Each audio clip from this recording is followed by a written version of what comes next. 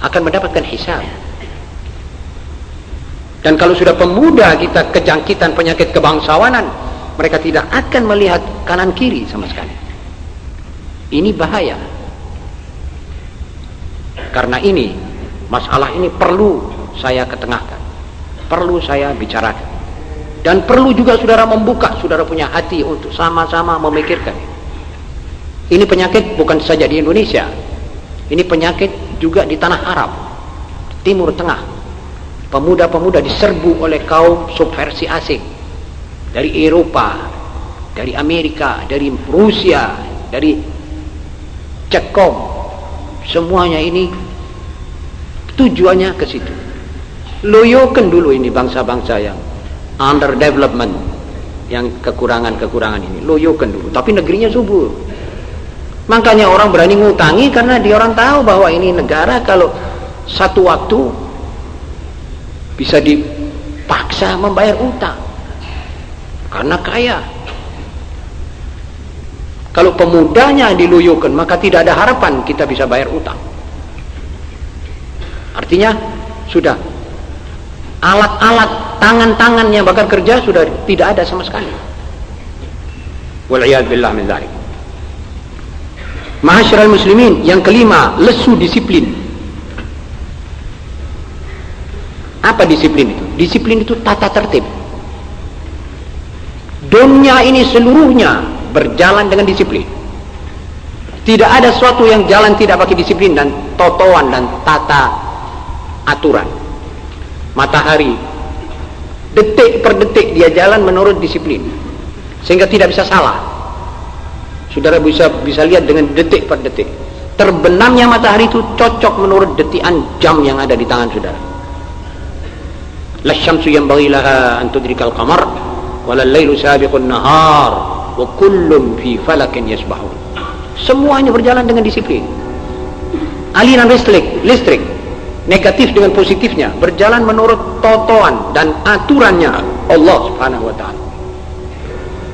Disiplin. Kalau dipertemukan negatif dengan positif, maka dia menyala. Inilah dia. Di mana saja Anda ketemukan, dia akan menyala. Artinya dia sami'na wa ata'na. Kipas angin dia berputar satu arah. Disiplin. Semua ini dunia disiplin. Roda sepeda saudara juga berjalan dengan disiplin dan tata tertib. Sepeda motor saudara berjalan dengan disiplin.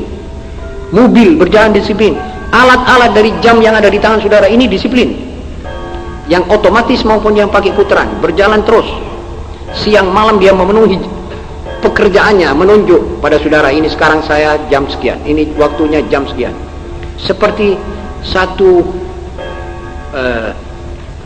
sebagai pegawai yang menunjukkan pada saudara, inilah jam yang saudara hidup sekarang. Kalau saudara mau tanya jam berapa sekarang, saudara angkat tangan. Disiplin. Apakah pantas manusia yang berkeliaran di atas bumi ini tidak mempunyai disiplin? Di tengah-tengah serba tata surya, hukum alam yang begini rapi dan disiplin, ada manusia-manusia berkeliaran tanpa disiplin. Ini berarti dia mencari penyakit buat dirinya. Ini berarti dia mencari molor. Dia akan menatap segala yang disiplin. Dia akhirnya keplanting nanti dari hidup dunia ini. Baik sebagai masyarakat terhormat maupun sebagai pemuda bangsa yang betul-betul dijaga-jagakan orang, akhirnya orang yang menjagakan dia tidak ada hasil sama sekali. Inilah persoalan. Kalau kita sudah kehilangan disiplin,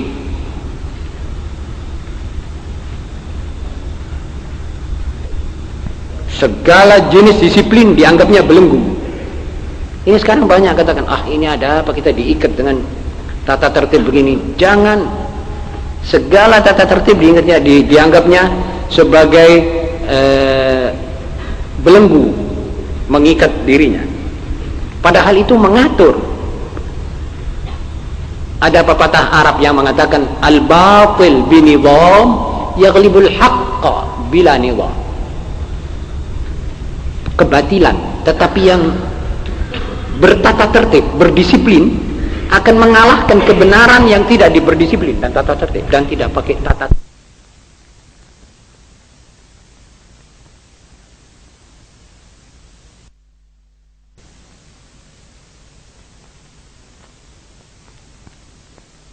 tapi organisasinya rapi, disiplin, maka mengalahkan sebagian daripada organisasi-organisasi hak yang tanpa disiplin. Karenanya kita jangan berani hidup di dunia ini tanpa disiplin. Pertama, disiplin kita adalah dengan Allah Subhanahu wa taala. Tata harian kita, aturan harian kita. Kalau pagi harus bangun, itu disiplin. Dan tidak ada pemuda di dunia yang dilatih disiplin seperti pemuda muslim. Jam 4 kurang seperempat dia sudah mestinya jaga, mesti di kamar mandi mengambil air wudu.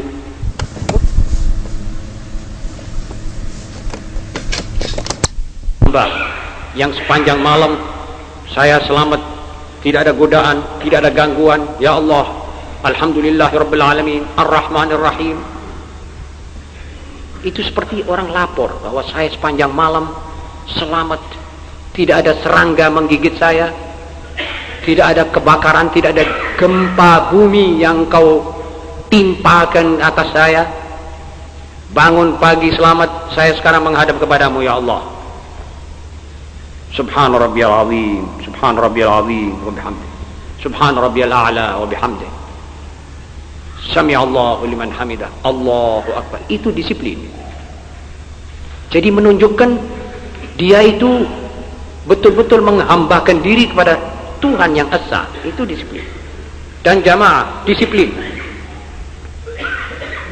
terhadap orang tuamu diatur, disiplin. Harus kamu menghormat orang tuamu. Tidak boleh kau melanggar perintahnya, tidak boleh kau bantah omongannya. Walaupun dia kafir pun, itu disiplin.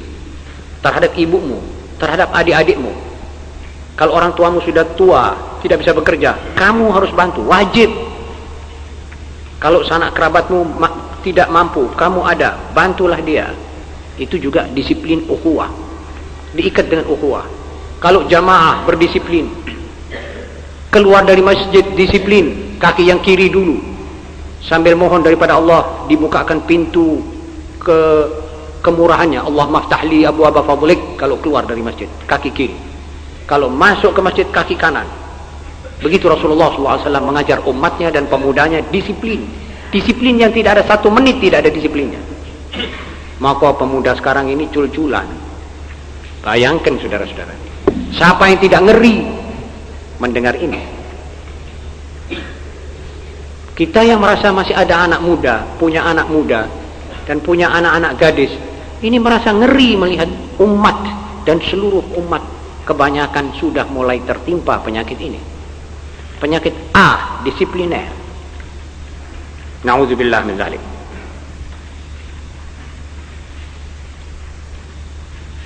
Akhirnya yang keenam, loyo otak. Sudah jelas otak yang tidak pernah dipakai untuk bicara serius, untuk memikirkan yang serius, dia loyo, lesu. Akhirnya menurut kamus, maaf, itu bisa berlarut-larut sampai menjadi sontoloyo. Sontoloyo itu dalam kamus artinya dungu, bahlul. Lama itu pisau, sliper yang baik besinya, baik bajanya ini dikasih oleh Allah Ta'ala, tidak pernah kita gunakan. Akhirnya karatan tumpul, tidak bisa digunakan. Sekarang kalau saudara mengajak satu pemuda untuk bicara serius gitu, sejak mundulah, bawa yang enteng-enteng saja, dia tidak mau. Sudah mulai tidak kuat. Lama-lama kelamaan tidak mau bicara tentang sesuatu yang serius sama sekali. Maunya itu kalau ada yang sifatnya humor, lelucon. Kalau orang khotib saja kalau tidak pakai banyol sedikit kering saja ini. Tidak ada anunya ini, tidak ada. Jadi ngantuk dan tidak kuat. Sebab tidak biasa mendengar sesuatu itu dengan penuh konsentrasi pikiran. Sudah jelas loyo otak. Akibat daripada otak itu lama tidak digunakan untuk menghadapi sesuatu yang serius. Sangat membenci kegiatan-kegiatan otak yang mengandung sesuatu yang bermanfaat. membatasi diri pada sesuatu yang sifatnya seperti tadi sama sekali tidak berat. Kalau bicara bagaimana kita mesti mendirikan satu sekolah, bagaimana cari nafkahnya, bagaimana cari dananya, itu sudah orang pada mulai, saya jangan dimasukkan dalam pengurusnya, takut nanti dia bagaimana nanti mencari, lala berat itu, tinggalkan sudah. Saya dengar kemarin jenazah, kemarin jenazahnya almarhum Kiai Abdul Rahim. Saya dengar kalimatnya Kiai Abdul Syukur Adnan bahwa itu orang-orang berjuang. Dia single fighter, dia cari sendiri. Itu perlu banyak orang seperti begitu, Allah yarham. Kita sekarang sudah ditinggalkan oleh Kiai Abdul Rahim. Ya apa? Mana gantinya? Mana orang yang single fighter mencari semuanya dengan keringatnya, dengan nafkahnya sendiri? Malah Kiai Syukur bilang, saya ini masih ditinggali orang tua. Kalau Kiai Abdul Rahim tidak sama sekali. Single fighter, pejuang sendirian. Itu perlu ditiru. 1 tumbang, 5 mesti ganti atau 10 gantinya. Tapi ainan nas, mana? Siapa yang sudah mencalonkan diri untuk menggantikan tempat Kiai Abdul Rahim? Mudah-mudahan sendiri Ustaz Khairan dan saudara-saudara juga perlu menjadi penggantinya juga di bidang-bidang seperti itu. Dalam arti kata self standard, berdiri sendiri, tidak minta orang, tidak tunggu orang, tapi bekerja menggunakan otak, supaya otak kita tidak lesu, nanti lama-lama tumpul. Kalau sudah tumpul seperti tadi saya katakan dalam kamus, sontoloyo, dungu, disurung ke sana iya, disurung ke sini iya, disuruh nonton bioskop sambil membuka mulut, kita tonton bioskop, akhirnya kita pulang kita tiru bioskop, adegannya orang ketopraan atau orang apa di dalam bioskop. Waliyadzubillah. Ini bicara begini, ini berarti kita bicara tentang hari depannya tanah air kita, saudara-saudara.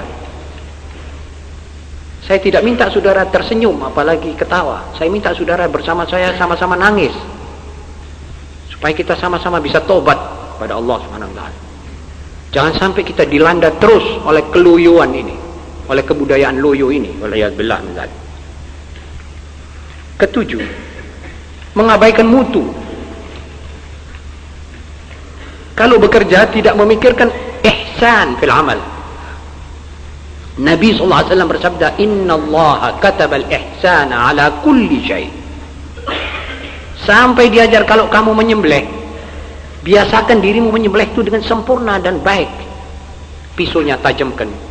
Ternak yang akan kamu sembelih itu kasihlah dia makan secukupnya, minum